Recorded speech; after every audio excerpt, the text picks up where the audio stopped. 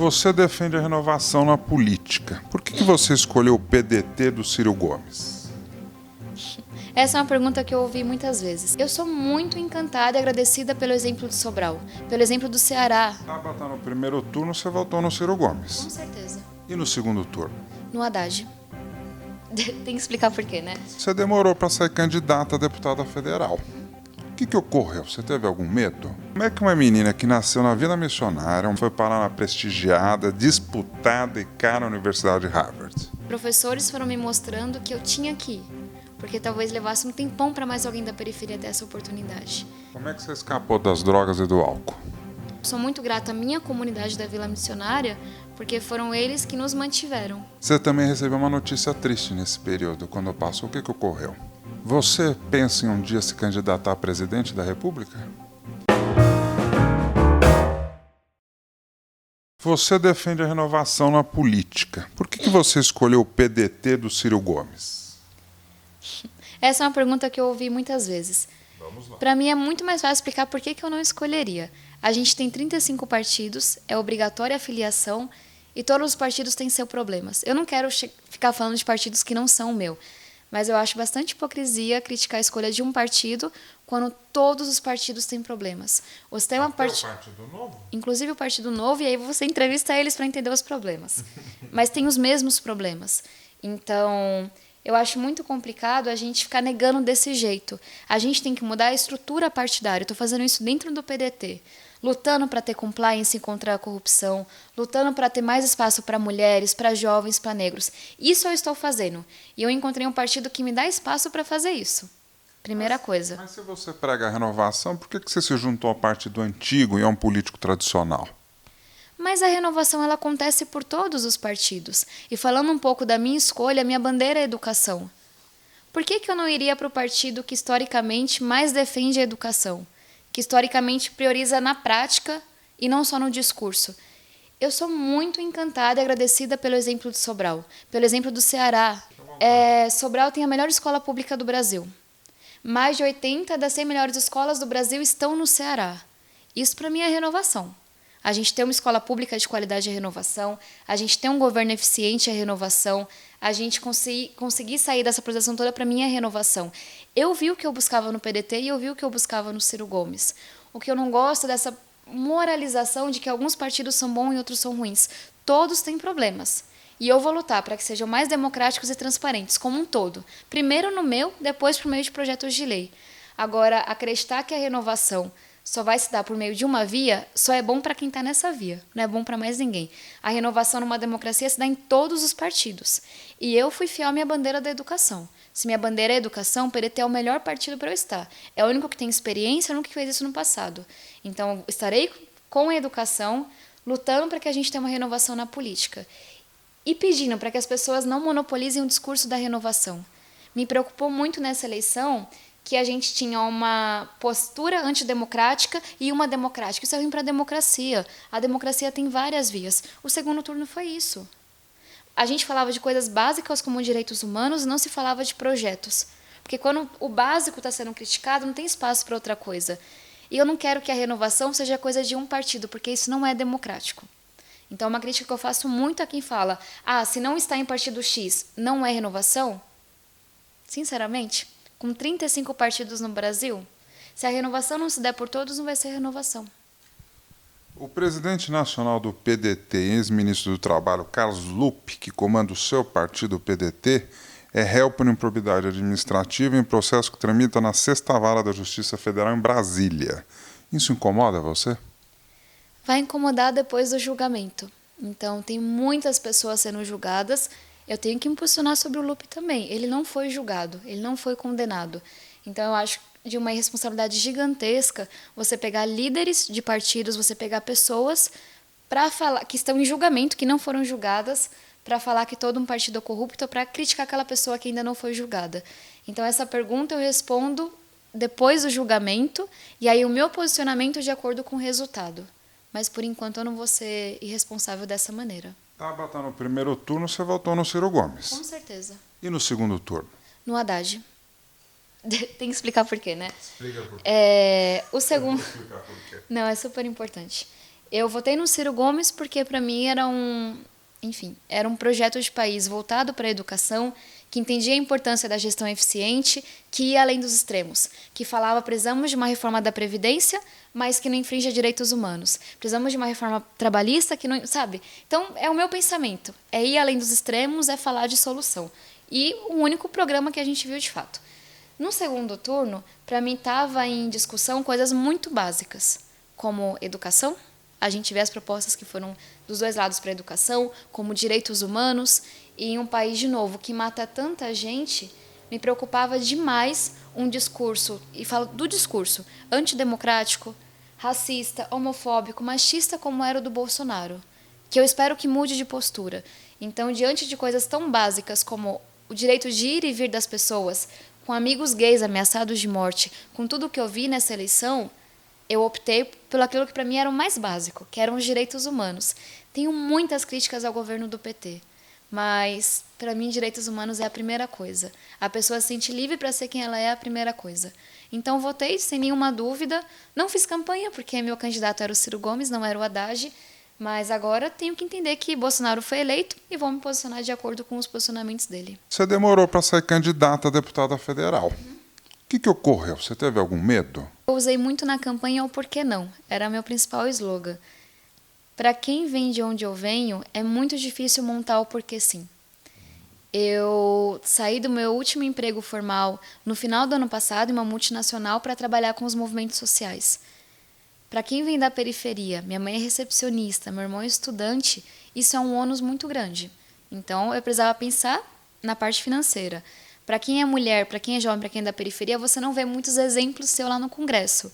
Então, na hora de montar o porquê sim, você começa a criar um monte de coisa, mas eu não tenho experiência, mas vai ser difícil, eu não tenho como me sustentar. Um exemplo que é muito simples, mas que ninguém pensa. Eu estou trabalhando agora, porque acabou a eleição, eu só ganhei meu primeiro salário no final de fevereiro, eu moro na mesma casa, com a mesma família, com a mesma falta de rendimento atual. O que sobrou da campanha eu devolvi para a justiça. Fiz tudo da forma certa. Como que deputados eleitos se sustentam nesse período? Se vem de famílias políticas, se vem de famílias ricas, se tem acordos bizarros com empresários, a gente sabe. No meu caso, como se sustenta? Então, eu tenho que pensar em coisas que pessoas que estão na política não têm que pensar. Como que eu me sustentei na campanha, sabe? São coisas muito básicas. Então, sendo uma pessoa que cuida de sua família, quando eu ia fazer a lista do porquê sim, era muito difícil fazer. E eu tive que ir para a lista do porquê não. Por que não se eu posso representar uma galera que não tem voz na política? Por que não se é um desafio falar que eu também posso me candidatar? Por que não se eu tenho uma formação acima da média do Congresso? Então, para mim era mais fácil pensar no porquê não, porque eu via que minhas respostas eram puros preconceitos contra mim, do que pensar na lista do porquê sim. Então, demorou porque eu venho de um lugar muito diferente de quem está na política. Tabata, como é que uma menina que nasceu na Vila Missionária, um bairro pobre do final da Zona Sul de São Paulo, foi parar na prestigiada, disputada e cara Universidade de Harvard? O resumão da ópera, eu tive muitas oportunidades na educação em um país em que poucas pessoas têm oportunidades. E começou de uma maneira pequena, de certa maneira, que foi com uma Olimpíada de Matemática, que pela primeira vez foi feita para escolas públicas do Brasil inteira. Foi uma prova obrigatória na minha escola e uma professora falou, olha, eu sei que você gosta de matemática, se dedica a ela, vamos treinar no final de semana. Foi isso, eu tive oportunidades na educação com bolsas de estudo, fui bolsista para estudar inglês no meu último ano do ensino médio, fui bolsista em Harvard e participei de um vestibular americano muito mais justo do que o nosso. Então, não passei em vários vestibulares aqui no Brasil e lá eles olharam não só onde eu tinha chegado, mas olharam de onde eu tinha saído. Eu fiz um processo vestibular em que eu contei que eu trabalhava desde muito nova, em que eu falei que eu dançava e que eu adorava dançar, em que eu falei dos projetos que eu tenho na minha comunidade, então que puderam me olhar como um todo. Então, quem correu mais e não só quem chegou mais longe. E se você tivesse que pagar, quanto custaria esse curso? Faz tempo que eu não olho para esse número, mas, sei lá, mais de $100 mil, eu acho, por ano. Qual foi a sua reação quando você recebeu a notícia? Eu achei que era trote. Na hora que eu vi o e-mail, eu fiquei horas tentando, mas consegui falar com o pessoal da faculdade e para perguntar, é trote? É sério mesmo? Porque era uma coisa tão fora do meu mundo, fazer faculdade nos Estados Unidos, fazer faculdade em Harvard, que demorou um tempo para a ficha cair. Eu acho que eu fui a única pessoa da história que ligou para perguntar se era trote. Mas não era. Então, deu certo. Tabata, você também recebeu uma notícia triste nesse período. Quando passou, o que ocorreu? 4 dias depois que eu fui aceita em Harvard, a gente perdeu meu pai para as drogas, para o álcool e para algumas doenças que ele tinha. E acho que até conversa muito com esse perguntar se era trote. Foi tão difícil de acreditar, e na hora que eu perdi meu pai é que eu não acreditei mesmo. Porque foi tão próximo e parecia que era a vida me colocando no meu lugar, falando, olha, você vem da periferia, você trabalha, a faculdade não é para ti não. Fazia física na USP, eu saí, eu por semanas falei, não vou. Eu fui aceita em 6 faculdades americanas, Caltech, Princeton, Columbia. Passou em todas essas? E eu não vou. Uau! Porque isso não é para mim, se enganaram. E eu vim dar a resposta, o quê? 2 meses depois, talvez, de última hora. Porque professores foram me mostrando que eu tinha que ir. Porque talvez levasse um tempão para mais alguém da periferia ter essa oportunidade. E por muito tempo, acho que mais de um ano, que eu já estava em Harvard, eu tinha certeza que alguma hora alguém ia me descobrir. Que eu não era para eu estar ali, que tinha sido um engano. É mesmo? Então, é muito difícil se ver em alguns lugares para muitas pessoas. E quando você me perguntou por que você demorou tanto, né, para decidir se candidatar? Porque quando não tem ninguém que parece contigo naquele lugar, parece tanta doideira fazer aquilo. E aí é o que eu falo da escola pública. Se não é a escola pública para mostrar esse outro mundo, para mostrar outros caminhos, outras opções, não vai ser a família. A família não tem esse referencial. E a escola pública hoje, infelizmente, não é um lugar de construção de projetos de vida, não é um lugar de ampliar horizontes ainda. Como é que você escapou das drogas e do álcool? Oportunidades, pessoas que estavam na nossa comunidade, na comunidade católica que fica perto de onde a gente mora, foram muitas cestas básicas, foram muitas roupas, foram muitos retiros, foram muitas atividades que me mantinham ocupada. E eu aprendi, quando eu aprendi a ler na escolinha e comecei a gostar, era aquele mundo que me mantinha fora. Então, de certa forma, eu vivi muito perto o que aquilo fazia de mal para as famílias. E meu irmão também viveu, e minha mãe também. E eu tinha uma segunda opção na igreja, com retiro, com bordados que eu vendia. E eu sempre fui achando uma segunda opção. Então, eu sou muito grata à minha comunidade da Vila Missionária, porque foram eles que nos mantiveram vivos e bem quando o governo não estava presente. As cestas básicas, as roupas, os empregos, o vender bordados não vinha do governo, vinha daquela comunidade. Tabata, estamos chegando no fim. Você pensa em um dia se candidatar a presidente da República? Essa também é uma pergunta que eu ouço muito e por mais que eu ache genial ser presidente da República, adoraria ser prefeita também, eu não consigo dizer isso agora. Eu quero... Onde você quer chegar? Eu penso assim, né? Eu bem Quais velhinha, são suas ambições? que prêmio que eu vou ganhar, né? Tipo, essas coisas. Eu quero que o Brasil tenha a melhor escola... Não pode ser, tipo, uma boa. Tem que ser a melhor escola pública do mundo. E alguém fale, a Tabata contribuiu muito para isso. E talvez eu descubra que política não é minha área. Talvez eu descubra que é e eu tenho que cada vez mais. Talvez seja academia. Então, eu acho muito difícil não ter a ver com a política, porque o problema da educação não é técnico, é político no Brasil. Essa é a impressão que eu tenho.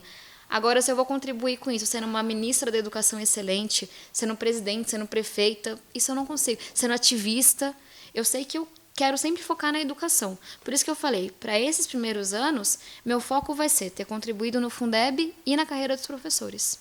Nos conte alguma coisa sobre você que ninguém sabe. Eita.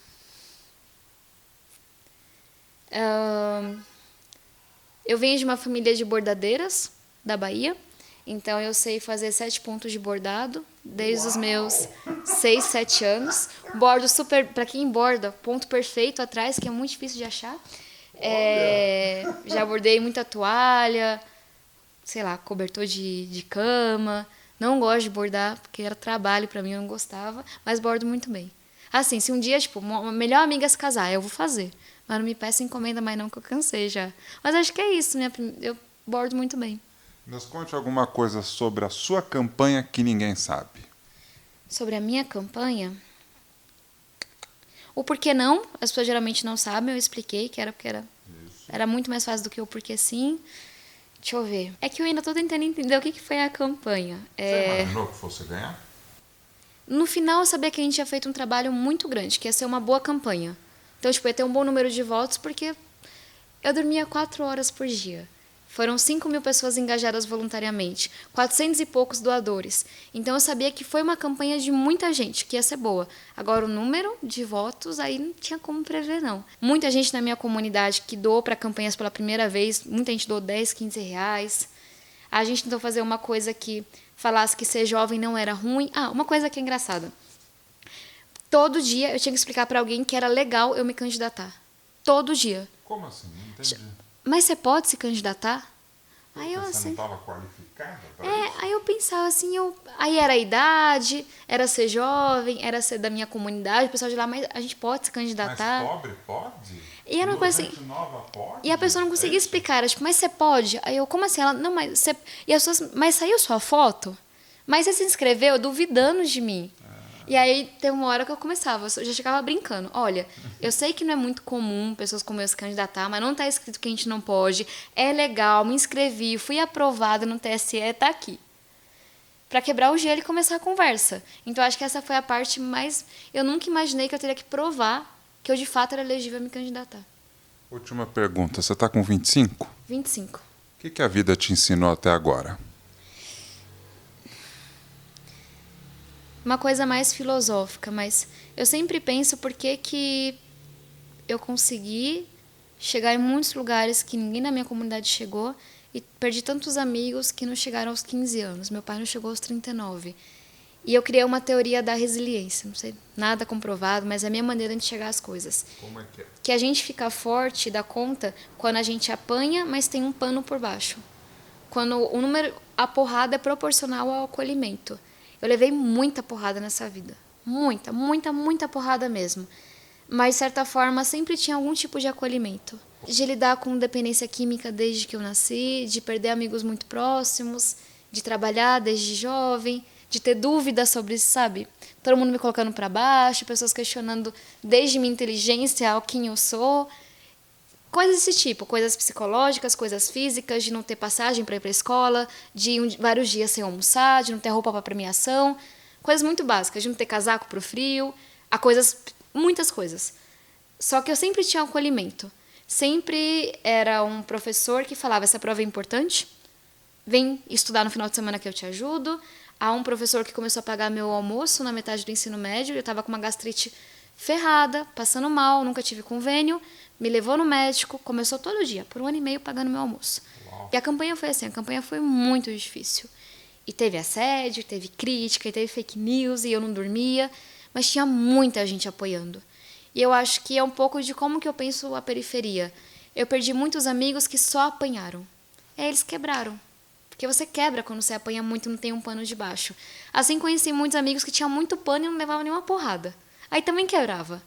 Porque eu acho que tem que ter as duas coisas. Então, quando eu penso na escola pública, a escola pública pega alunos que apanham muito, das formas mais básicas possíveis.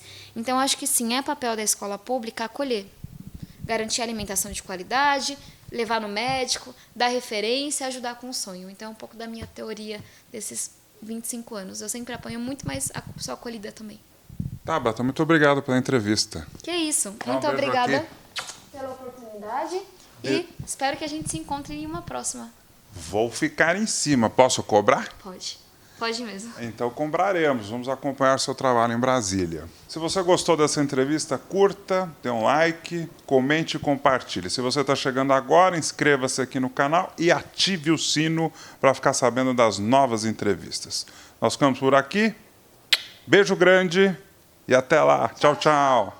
Curtiu essa entrevista? Ah, que bacana, temos muitas para você assistir. É só clicar nesse retângulo para você ver a próxima entrevista. Aí não se esqueça de se inscrever aqui no Ping Pong com Bonfá.